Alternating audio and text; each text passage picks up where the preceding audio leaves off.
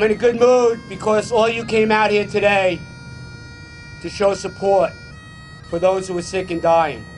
I feel like plain and simple, I feel like I'm in a lot of pain. My lungs are hurting. I got massive headaches going on. I can barely stand. And I just have no relief. Today's a bad day. My name's Keith LeBeau. I am a World Trade Center volunteer, rescue recovery worker. On 9/11/01, I happened to be down here in the area. I saw the first plane hit, and I did about 100 hours worth of search, rescue, and recovery on the pile itself. This is almost the exact same spot where I'm standing now that I took these two pictures. As you can see, the walkway still exists. Nearly 10 years later, I suffer from at least 10 or more different injuries like GERD, RADS, which is restricted airway disease, which means the airways to my lungs no longer function correctly and are closing on me. I have asthma. I have post-traumatic stress disorder.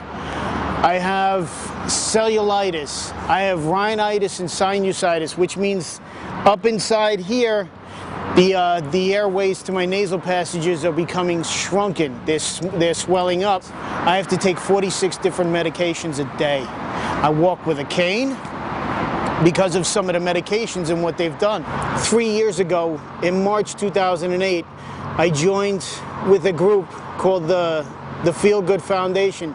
We have to have a support system because if nobody else is going to sit down with us and say, hey, you know, what's going on, we have to do it ourselves. So we have our own little community that's going. Keith, like thousands of other people who responded to Ground Zero, whether they were uniform or non-uniform, is sick. And I take it personally when somebody I know is sick, and actually people I don't know that are sick from 9/11. 9.5 years ago, we hailed them as heroes, and then they were left to die without any help from the federal government. And it wasn't until recently that after numerous trips to Washington that we got federal legislation passed. Keith, like many other sick people, went on these buses, went with us to D.C. And while I get too much credit for the bill getting passed, it was a combined effort. It was a group effort of men and women who were sick and dying. I have to say, you know, John Feel and the advocates, they made the difference. They were the ones who came year after year, week after week, day after day, knocked on every Senate chamber door, every House member's door, and told their story.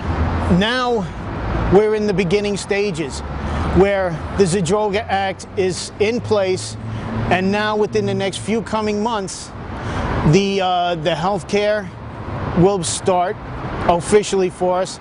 It might not save our lives or make us healthy again, but at least it'll be something that will, you know, enable us to have a life we once had.